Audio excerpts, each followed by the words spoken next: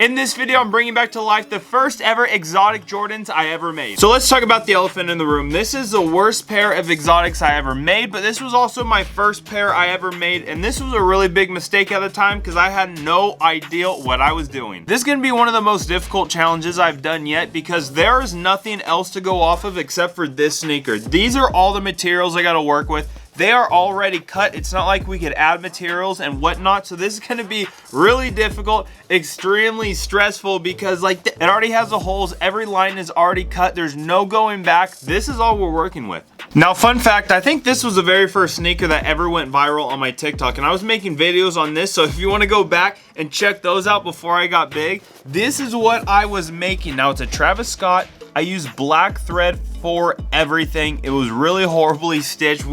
Nothing was clean at all, but I thought I was doing good at the time. And it came out really cool for my first ever exotic. This is Anaconda, that's Python, that's Python, Python, Python, Python, lambskin inside. But yes, it's pretty cool and it's very unique. Anaconda as well as Python skin. You can't get better than that. This is going to be a hard challenge, but I really want to bring these back to life because I want to wear a pair of brown and white Travis Scotts because I don't have a pair, and we can make an exotic pair, bring them back to life. I mean, fingers crossed that it comes out great because this is going to be really extremely difficult, but I mean, I can't wait. So first step we got to do is take it apart. We got to deconstruct it. We got all these exotic pairs going on, so we got to piece it up. Don't cut anything.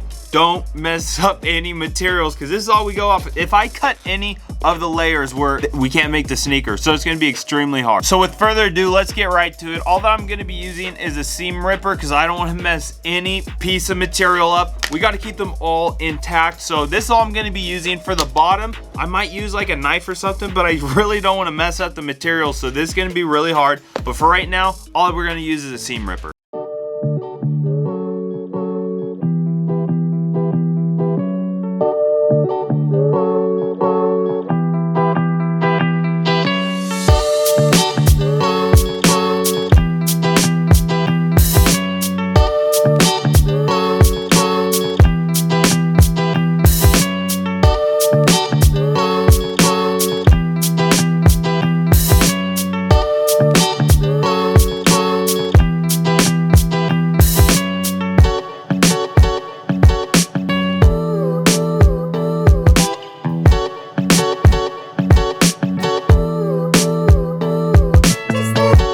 I just want to mention real quick while I'm posting this video, we just hit 25,000 subscribers. Thank you so much. I really appreciate it. Like, subscribe, turn on notifications. I'm posting videos every single day, but every comment helps. Thank you for all the love. Thank you for all the support.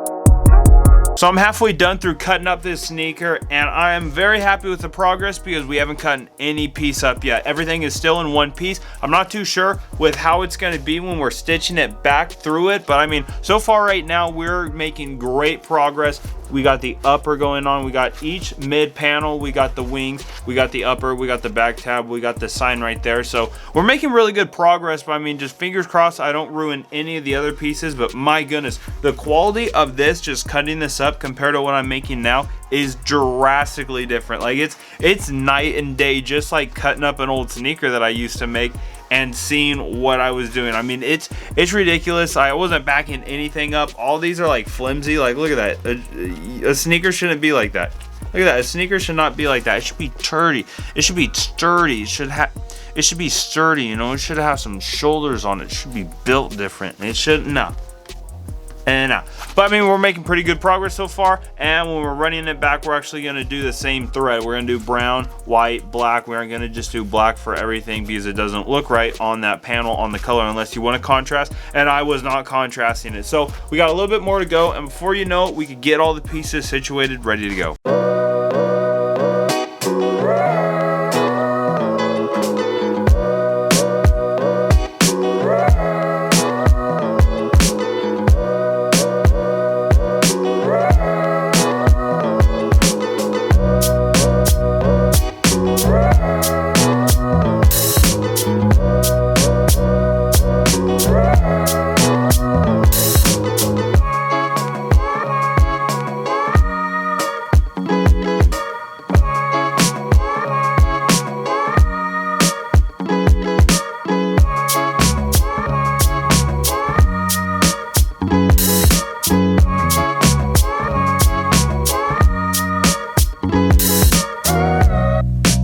If you want to learn how to make a sneaker just like this, join my shoemaking course. Link down in the description. I teach you from start to finish how to make your own sneaker. You'd be taking sneakers apart like this and recreating them, making them something crazy like this, or even this. I teach you how to make patterns, deconstruct, reconstruct. You could apply these to any sneaker. Air Force One, Dunk, high Jordans, low Jordans, even a mid Jordan. Join today. You don't want to miss out on this opportunity. Join today and make your own sneaker.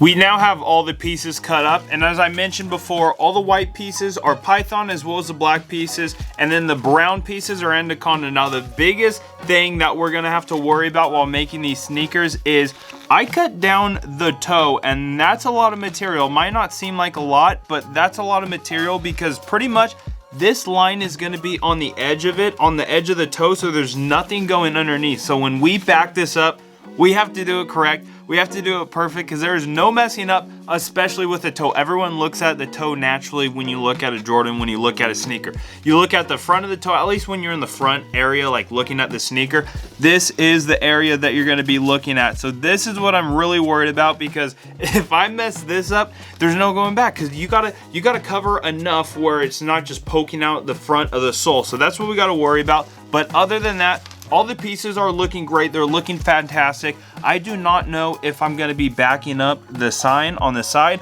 That's something that I'm not sure if we're gonna do, but I'll get there when I get there. Now, the second problem we're gonna run into while remaking the sneaker is we got all these holes that we gotta deal with. We got all these holes, for example, on the toe box that I gotta line the leather perfectly on there or else it is all messed up. Now, so story time. Some of these materials when I was originally making the sneakers, they are completely off of the line, but that's because I wanted this panel to be in the middle. I didn't want it to be crooked or whatnot. So luckily I pushed it over a little bit so it did work out. But I mean, like, we barely have any material on this edge that we're working with. So it's gonna really come down to the wire in order to make this accurate and really looking good. So the steps I'm going through in order to bring this sneaker back to life is, first, I have to deconstruct it. We already went through that. Check that off. Second is I have to back up all these materials because it being a really thin exotic material, for example, this is a Python. We gotta back this up with a thick leather so it has sturdiness, as I mentioned before, because this is a no-go. This is not what you want from a sneaker, because your sneaker's this is how it's gonna act. It's gonna have no sturdiness, it's gonna have no structure at all. So I have to back up all these materials. Third, as I mentioned, I have to line all these materials up perfectly or else we're gonna have holes sticking out, and that's what you not wanna have. I'm really excited about this project because this is one of the bigger ones we're bringing back, because I'm bringing back one of my original sneakers I ever made. Bringing it back to life because we gotta rep it. We gotta rock around with it. But let me know if you like this one as well as you like this one. But make sure to like, subscribe, turn on notifications, and check this video out right here. Bloop.